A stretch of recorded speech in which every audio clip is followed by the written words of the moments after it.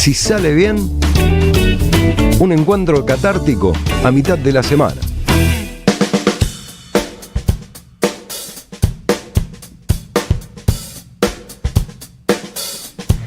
...18 para las 23 horas... ...un montón de mensajes... Sebastián dice... ...excelente programa... ...grandes invitados... ...peronistas que viva la resistencia...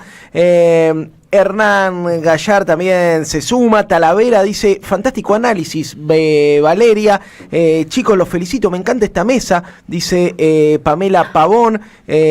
Fiori, muy buena la mesa de hoy. Sergio Sánchez también se suma, qué buen programa, Yair. Un montón de mensajes que siguen llegando al WhatsApp también. Yair querido, Belén, equipazo, volviendo de lo de Cristina, pero haciendo el aguante como siempre. Hoy los saludo por WhatsApp, me olvidé del poeta, saludos al capo de Gabriel, dice Leo de la Matanza.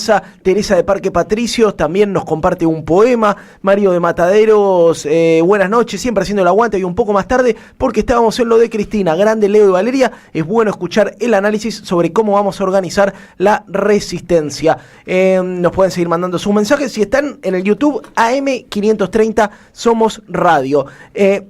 Nos quedamos hablando afuera del aire de dos hechos históricos importantes, pero quiero arrancar con el tema de San Martín, los fusilamientos, la actividad que tuvieron el otro día con Cristina y qué representa los fusilamientos, el fusilado que vive para la historia peronista y qué representa para la historia de San Martín, un partido que conoce bastante, Leo. Sí, bueno, un montón, la verdad es que un montón, fue... Para nosotros, o sea, los que somos de San Martín, el homenaje a los fusilados es como el folclore peronista por excelencia, tiene una mística que es el acto de Suárez, el acto peronista de la historia en Suárez, que es la zona más pobre de San Martín. De hecho, ese lugar era un basural y después de ser el lugar de los fusilamientos, el Estado en distintos, Isabelita primero y así como los primeros gobiernos peronistas fueron recuperando esos predios. Y ahí funciona el primer natatorio público municipal, el auditorio Hugo del Carril, no sé, el CEMEF, distintos espacios. Nada, está muy vinculado a la historia social también de San Martín. Y después a la historia de la mística de la resistencia peronista, porque los familiares construyeron un núcleo de homenaje que se hacía en todos los contextos. Entonces ellos a los 3 años, a los 5 años... fueron ahí a dejar una florcita y los cagaron a tiro. Y así, en la dictadura del 76, también la pasaron muy mal. Hay muchas historias de los compañeros haciendo pequeños homenajes o hechos de resistencia en esa esquina, hasta que después, cuando vuelve la democracia, uno de los primeros intendentes peronistas de San Martín pone un monolito y se ubica ahí. Y después muy vinculado a la historia de la zona norte, porque San Martín era la zona norte del Gran Buenos Aires, una zona industrial. Eso, ¿por qué los fusilamientos son en San Martín? Digo, hay casos en Lanús también, pero el corazón de los fusilamientos es en San Martín. En realidad es una casualidad de la historia, porque los compañeros estaban reunidos en Florida, en una casa de uno de los compañeros, en un barrio medio. Al lado hay barrios obreros, la zona norte estaba... el cordón de Panamericana de zona norte es el cordón industrial pesado. Desde la Panamericana para el lado de San Martín se asientan los primeros barrios obreros históricos. El primer barrio obrero que hizo Perón es Villa Concepción, es en San Martín y está en paralelo al camino de la Panamericana, digamos, ¿no? Como es esa zona, cerca de ahí está Florida, está Munro, donde eran otros de los laburantes, otro barrio obrero, el Bajo Boulogne, donde estaba el barrio de los ferroviarios, donde estaba Carranza. Todos vivían cerca, se juntan ahí y se lo llevan a la primera de San Martín, que es en el centro de San Martín. Y de ahí a las 12:30 de la noche, por eso los familiares, miren esto, los familiares siempre van a los actos el 9 de junio y es el Día de la Resistencia, pero ellos siempre lo hacen el 10, solos. Yo voy a ese, siempre al otro día vamos de vuelta al monolito y hacemos... Porque el 10 es el día que los mataron. Claro. Porque fueron pasadas las 12. El 10 fue el día del fallo de la Corte. Mirá vos. Es tremendo. Es tremendo, es tremendo. El 10 fue el día, y me olvidé decirle eso a Cristina. El 10 fue el día del fallo de la Corte. Nosotros fuimos y pusimos la misma, este 10 fuimos, la placa que pusimos acá en el PJ con la firma de Cristina, la pusimos en el monolito con la misma firma de Cristina, 10 a la mañana también, antes del fallo.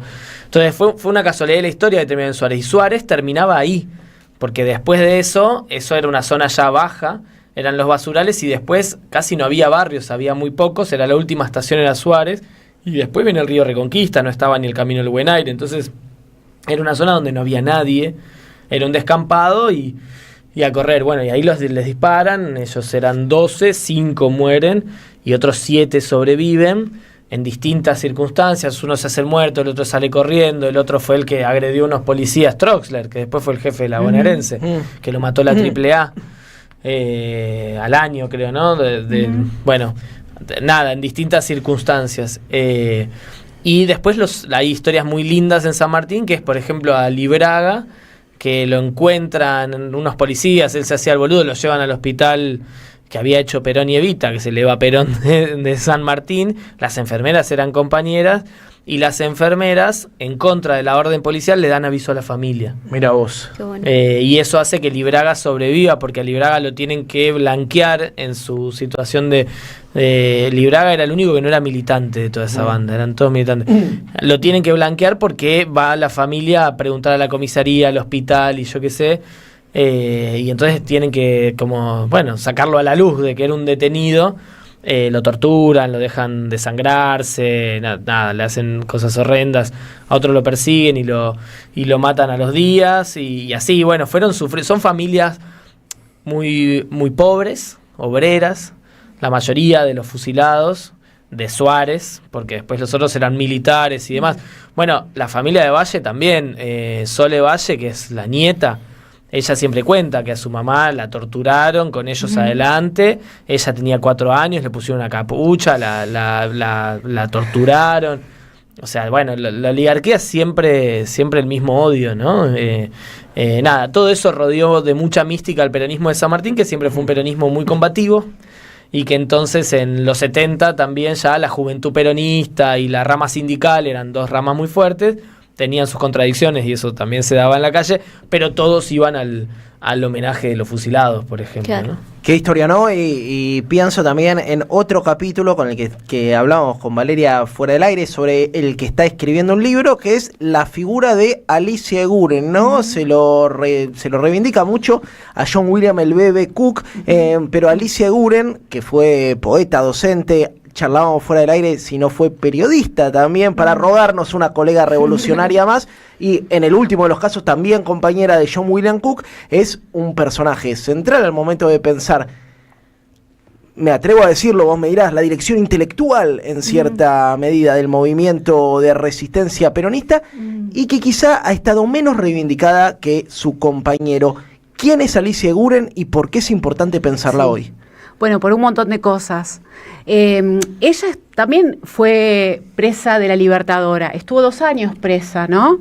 Ella empieza su militancia con el bombardeo de junio del 55, ¿no? Que by the way, perdón por la expresión en inglés, que para el caso se estima que casi 300 muertos hubo, ¿no? Muertos civiles, que eso también está un poco borrado, ¿no? Capítulo poco narrado. Poco narrado, poco recordado, pero que es importante, ¿no? Porque en nombre de, nuevamente, de la República y de las instituciones se avasallan libertades, derechos civiles permanentemente, y esos no merecen ser juzgados ni siquiera mencionados.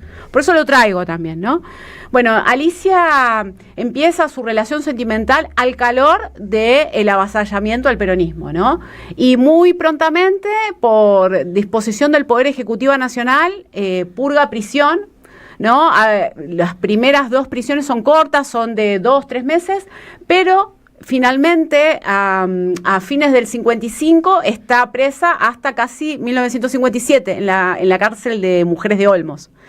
Y por una serie de cosas del destino, su archivo personal y el de John William Cook está al resguardo de la Biblioteca Nacional. Entonces, al llegar a esos papeles que ella preservó también porque sabían que eran documentos políticos y que de hecho ella los ponía a jugar en distintas circunstancias políticas, sabemos que ella desde la prisión se comunicaba con los comandos de resistencia y trataba de que los peronistas hicieran acuerdos, por ejemplo, con algunos personajes que en ese momento no se reivindicaban peronistas, como Arturo Jauretche, ¿no? Mirá. Y los medios de prensa que tenía Jauretche, para que publicaran, por ejemplo, panfletos en favor del peronismo y de la vigencia del mismo, ¿no? Desde la prisión, o e incluso va a comunicarse con Perón. Cuando sale en libertad, va a intentar reorganizar la rama femenina del Partido Peronista, pero también va a plantear dispositivos para sanear la CGT, porque la línea Cook-Eguren es la línea de la lealtad, ¿no?, a los ideales peronistas que estaban intentando ser vulnerados y que quienes se militan en la resistencia son su mayor expresión. Posteriormente, ¿no?, luego de que se tienen que exiliar en la Argentina por la aplicación del plan de conmoción interna, que habitualmente lo conocemos como el CONINTES, en el contexto de la toma del frigorífico Lisandro de la Torre, también un hecho histórico y signante para la tradición peronista, ¿no? Recordemos que durante el gobierno de Frondizi se da un proceso de privatización de algunos bienes públicos, que hasta ese momento la Argentina tenía un frigorífico público que permitía, por ejemplo, regular el precio de la carne, ¿no? Claro. Que era lo mismo que se intentó hacer en un origen con Vicentín. ¿No? Exactamente. Entonces, tienen sentido esas políticas. Claro. ¿No? Y los peronistas allá y los obreros peronistas tratando de defender ese baluarte, ese bien público, ¿no? Ahí Cook también interviene, apoya, y de hecho es uno de los autores de la proclama de la toma del frigorífico Lisandro de la Torre, y eso le vale la persecución del gobierno de Frondizi. Una vez más, ¿no? Si Frondizi había amnistiado a algunos peronistas en el 58, en el 59 los vuelve a perseguir, aquellos que son los más beligerantes. En ese contexto parten a Cuba y desde allí empiezan a reclutar a jóvenes revolucionarios, y no tanto, para que empiecen a entrenar sus virtudes para hacer la revolución en América Latina, ¿no? Entonces, Alicia tiene un rol fundamental en el reclutamiento y en el entrenamiento revolucionario de estos jóvenes, y cuando retornan al país funda con Cook una agrupación que se llama Acción Revolucionaria Peronista, entre los entendidos ARP, ¿no? Una referencia por elevación a Santucho. Claro, por ejemplo, ¿no? Allá también estuvo Norma Rostito, pero también estuvieron vinculados Carlos Laforge. En algún momento hubo alguna conversación con Hugo Chumbita, que en ese momento era militante de la Juventud Universitaria Peronista. Gran historiador pampeano. Sí. El Aval Medina, ¿no? Y el Aval Medina... que muere después. Sí. Claro. Exacto, la célula, los primeros grupúsculos que van a después ser los iniciadores de la experiencia de Montoneros van a tener una primera grandes. Formación. Claro, porque la idea del ARP era formar cuadros de vanguardia revolucionaria. Pero también había una rama sindical, que estaban los hermanos Villaflor, que estuvieron involucrados en los asesinatos de La Real, en Avellaneda, ¿no? Que después Walsh los va a retratar en Quién mató a Rosendo. Claro. ¿No? El enfrentamiento es entre esta rama del sindicalismo combativo de Avellaneda y la banda de Bandor. Y Walsh llega a conocimiento de esta situación por Alicia, ¿no? Alicia no es que era la esposa de... Ella era una militante política. Claro. ¿No? Y que ponía en juego todas sus credenciales, y que aún habiendo fallecido Cook, ella mantenía la organización y articulaba política con distintos sectores de la izquierda peronista. Montonero fue solo una de las distintas expresiones que tuvo la izquierda peronista, desde el peronismo de base. La FAP. Exacto, ¿no? La FARC, bueno, como una experiencia intermedia. Carlos Olmedo, pienso, ¿no? Exacto, ¿no? Se hicieron peronistas después. Se hicieron peronistas después, ¿no? Pero es esto que hablábamos al principio, ¿no? La discusión FAP-ERP, ¿no? FAP-FARC. ¿Cómo se va engordando el peronismo de resistentes, ¿no? Porque empieza a expresar cosas nuevas. Entonces, ahí está la capacidad de esta resistencia. El cordobazo, el mayo francés, como hay influencias. Claro, hay un proceso que algunos colegas lo llaman de radicalización política, ¿no? En donde la revolución es una opción de transformación radical, por eso radicalización. Un horizonte posible. Exacto. También. ¿Qué hacemos? ¿Cómo hacemos asible un horizonte de transformación? ¿No? Y nombrás a Frondizi, y perdón, me resuena esto. Frondizi en el poder, y el hermano de Frondizi, Silvio Frondizi, desaparecido también, fundador del grupo Praxis, formador de cuadros revolucionarios con asiento en Cuba. Como la oligarquía no perdonó ni al hermano de uno de los impulsores del desarrollismo, ¿no? Clemencia ni para los que jugaron para ellos. Quiero llevarlos a eso. ¿Qué se puede esperar en este país? Digo, es difícil esperar algo de las clases dominantes, pero ¿qué se puede esperar de lo que viene en el proyecto de las clases dominantes que tienen con Milei? No, yo creo que, mira, recién pensaba esto, nosotros perdimos los horizontes imposibles, ¿no? Los proyectos populares de América Latina eran horizontes posibles desde los cuales proyectábamos imposibles, ¿no? Que la Patria Grande, ¿no? La Unión Latinoamericana, Chávez, Fidel, Evita y Che Guevara, y cantábamos, íbamos por ahí. Tiene buenos temas el Evita, sí, tiene buenos temas. Íbamos por ahí, ¿no? Nosotros íbamos por eso. Todo eso entró en crisis. Eso le da expresión al Podemos, por ejemplo. No es que es solo un tema latinoamericano, digamos. Otros lugares del mundo dicen, che, esto lo están haciendo, mirá lo que hacen los latinoamericanos, es posible. Todo eso entró en crisis, porque una derrota, otra derrota, otra derrota, otra derrota, otra derrota. Y nuestra generación y nuestro lado del planeta quedó sin esos horizontes posibles. En paralelo fueron apareciendo horizontes posibles de la extrema derecha. Porque ellos empezaron a consolidar y a construir idea de que la extrema derecha podía tener experimentos de gobierno en el mundo. De hecho, Trump es eso, fracasa, pierde, pero después vuelve. Giorgia Meloni, que por ahí es más moderada al lado del resto. Bolsonaro. La francesa, Bolsonaro. Empiezan a construir. Y eso es acompañado muy fuertemente por las modificaciones en el sistema de acumulación y producción capitalista, digamos, ¿no? La economía de plataforma, la mega hiperconcentración, los mega ricos que se hicieron ricos, mega recontra ricos con beneficios del Estado, concentraron y ahora le piden al Estado, a sus estados, porque a los nuestros ya se los morfaron, beneficios y empiezan a generar la crisis de insatisfacción que les da pie también a ellos para después ganar políticamente, ¿no? Como esa vueltita, el estado de bienestar europeo también entró en crisis y eso hace que ahí aparezcan esas cosas. Bueno, nosotros tenemos que reconstruir de alguna manera esos horizontes, porque ellos hoy yo siento, en esa cancha están más fuertes. Y esto es lo que vemos nosotros cuando vemos que los banca Trump, que gana Trump, que no sé, que en Europa aparecen estos experimentos, que en América Latina tenés gobiernos populares, pero no lográs tener una unidad, porque después, bueno, aparece Petro, aparece AMLO y Claudia, Boric, que bueno, que fue medio Déjalo ahí, déjalo. Pobre Chile, pobre Chile. Qué difícil que la tienen los compañeros. Todo fue muy difícil. Pero me parece que ahí hay como algo anclado. Nuestro proceso popular o la radicalización del proceso en los 70 estaba muy anclado en una cuestión estructural del mundo y la crisis capitalista y los horizontes posibles. Y está pasando al revés, digamos, ¿no? El desafío es desarmar eso para ver qué proponemos. Sí, también yo creo que las derechas y el poder concentrado, el poder económico concentrado, tienen un tándem en el sentido que no les interesa la democracia, no la necesitan más.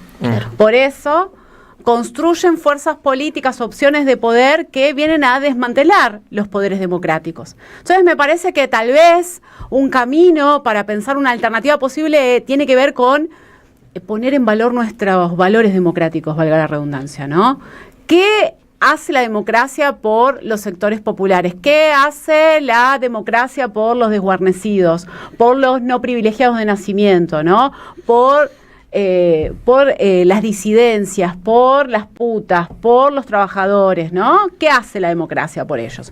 Porque me parece que hay algo, esta cosa de la ruptura del pacto democrático también es porque hay un grado de insatisfacción popular con la promesa democrática fundante del 83, ¿no? Esa prédica de Alfonsín con la democracia se come, se educa, ¿no? Y se cura. Bueno, quedó corta de papeles, ¿no? Entonces, bueno, ¿cómo la llenamos de sentido, esa promesa democrática, ¿no? Es refundar la promesa democrática, me parece, el desafío de este tiempo. Programón el de hoy, 11 3200 0530. Quiero decirle que le llegan un montón de mensajes. Qué placer su programa. Es Jair, siempre con gente ilustrada. Aguante los nerds revolucionarios. No sé por quién lo dice, pero háganse cargo. Lula habló esta tarde con Cristina, le expresó su solidaridad. Se sorprendió por lo serena que estaba. Jair, como sos malvinero, te cuento que hoy hace 43 años del combate de Monte London. Lo celebro como un cumpleaños, ya que nací de nuevo ese 11 del 6 del 82 en este programa de resistencia peronista. Mi resistencia y la de muchos de mis compañeros es lidiar con la misma Corte Suprema infame que condenó a Cristina y no nos da bola en nuestros reclamos por las torturas a los colimbas de Malvinas. Abrazo, Sergio Sánchez, abrazo grande para vos, Sergio. Digo, tuvimos la posibilidad de ir a Malvinas nosotros con Belu este año, fue una locura. Y algo de lo que pensábamos es en los horizontes posibles, en la falta de imaginario político, en lo cortas que están nuestras utopías. Y lo que decíamos es, si hay una utopía que está ahí adelante y que nos calienta al 90% de los argentinos, porque hay un 10% que no, nada es para todos y hay que marcar bien esa grieta, pero que al 90% nos puede calentar, es que nuestros pibes vayan de vacaciones a Malvinas, que vayamos a jugar con mi equipo, que es Atlanta, archirrival de Chacarita de San Martín, de visitante a la cancha del Deportivo Malvinas. Digo, si hay horizontes posibles es eso, es la Antártida, es el laburo, y hasta cosas que quizá antes sonaban como accesibles, pero que para nuestra generación es una utopía. Hablabas, Leo, de construir barrios populares. Qué lejos que quedó eso también para el peronismo de hoy en día, ¿no? Sí, hoy justo teníamos la reunión con los movimientos sociales y un compañero decía, en 1 año y medio nos destruyeron todo lo que habíamos armado en unos cuantos años, y eso es parte del problema, pero nosotros en otro proceso de resistencia que fue el gobierno de Macri, nosotros con una articulación social muy novedosa para ese momento, que fueron los Cayetanos, por la marcha de San Cayetano desde la iglesia de Liniers hasta Plaza de Mayo, logramos construir un mecanismo de presión sobre el poder gorila que gobernaba en ese momento, que nos permitió hacer la ley del RENAVAP, que es la ley del Registro Nacional de Barrios Populares, que nos permitió después, cuando vino un gobierno peronista, poner un fondo y ponerle guita y urbanizar las 4.400, ahora son 5.600 barrios populares, y ahora deben ser más, porque como la situación está compleja, eso pasa. Nosotros construimos la idea del salario social complementario, ¿no? Somos los planeros para la derecha y la oligarquía, pero nosotros construimos de eso un concepto distinto, que era un salario social complementario, que es que el Estado reconozca la falta de derechos que tiene un tercio de la clase trabajadora ante el capitalismo que concentrado y de plataformas que no necesita mano de obra. Y entonces lo que pasa es que queda un tercio de la gente afuera y bueno, la gente no desaparece, trabaja para subsistir, pero esas personas que trabajan no tienen ni sindicato ni fábrica, entonces no saben a quién pedirle ayuda o a quién reclamarle una obra social o algo. Y bueno, nosotros estamos tratando de armar ese sindicato y dando una discusión para reunificar a los laburantes, porque creemos que eso es lo que va a ordenar a la sociedad. Y ahí planteamos ese derecho, es tierra, techo y trabajo, ¿no? Nuestras consignas eran esas, y a partir de eso fuimos construyendo horizontes nuevos. Ahí hay un montón de propuestas nuevas o de ideas de cuál va a ser nuestra plataforma en los colectivos que fueron marginados y que fueron construyendo su pelea por la incorporación, digamos, ¿no? Y hay que como empezar a incorporarla. Hay cuestiones que ahora está discutiéndose desde el peronismo o desde la crisis que generó que Milei gobierne también en términos de qué hacemos con educación, qué hacemos con salud, qué hacemos con cultura. Todas esas cosas son parte de las ideas que nosotros tenemos que ir amalgamando en un proyecto de país, en los sueños, como volver a Malvinas es un sueño, que cada persona tenga tierra, techo y trabajo, hacer una distribución de la tierra para la producción agroecológica y garantizar alimentos, construir políticas de urbanización y de planificación urbana para que el conurbano no sea el asiento de los sectores populares sin destino o que tengan servicios todos, cómo desarrollamos las economías regionales y las economías populares en el interior del país, cómo hacemos para cuidar nuestros bienes comunes, cómo conectamos nuestro país, cómo integramos a América Latina. Quieren discutir, yo soy ecologista, o sea, te Armar estoy en una contra. reserva natural en San Martín, ¿eh? En el SEAMSE, No. arriba del SEAMSE. Gracias por haber hecho quilombo. Pero además, yo estoy, por ejemplo, yo cuestiono la perforación offshore, que eso es una discusión con todos los peronistas. No habrás esa discusión, ¿eh? Todos los peronistas me odian. Tenemos 10 minutos, pero es un buen debate. Todos los peronistas me odian por eso y yo creo que no, que estamos haciendo mierda a la Patagonia con vaca muerta, ordenémonos, porque además todo eso se está yendo afuera y está generando muy poco laburo. Catamarca saca litio, además de tener no voy a criticar al gobierno de Catamarca, sí lo critico, pero no en este momento. Además pero claro, saca litio hace 25 años y tiene más inscriptos en el RENATEP, que era el Registro de Trabajadores de la Economía Popular, que en el de los trabajadores formales. Entonces, ese modelo es una vergüenza, eso es más vocación, ¿qué vocación de colonia, hermano? Como dijo Cristina en la Plaza de Mayo, ¿qué vocación de colonia? Entonces, yo quiero discutir la ecología también y me parece que es parte del proyecto de país porque los bienes comunes son estratégicos para desarrollar la Argentina, pero también para cuidar a los que vivimos en la Argentina. Y ni hablar ahí de la discusión por no quiero seguir abriendo temas, del petróleo offshore es uno... La necesaria discusión de una constituyente, ¿no? Estamos bajo el régimen de provincialización de los recursos, totalmente, de autonomía de la ciudad de Buenos Aires. Tuvimos una constitución del 49, ¿sí? Después llegó la del 94. Quizá un próximo proceso en el peronista, medio estuvo la del 57. Bueno, exactamente. ¿No? Ojalá algún día el próximo proyecto peronista logre discutir estos estamentos que creo, Cristina lo dio a entender también. Es necesario volver a ponerlos en discusión. Pasadísimos estamos. Quiero agradecerles públicamente a ambos dos. Vale Caruso, doctora en Historia, una de las principales estudiosas de la resistencia peronista. Leo Grosso, dirigente del Movimiento Evita, exdiputado, futuro intendente de San Martín, guarden este corte, 11 del 6 del 2025. Muchas gracias a ambos. Gracias, muchas gracias a ustedes. Nosotros nos vamos a una tanda cortita y ya volvemos con poesía, con falopita de redes y con todo lo que sabemos hacer en esto que se llama Y si sale bien por la radio de las madres. En AM530 pasan muchas cosas y todo lo que pasa está en la red. Somos Radio AM530 en YouTube. Entérate de lo que pasa. AM530. Somos redes.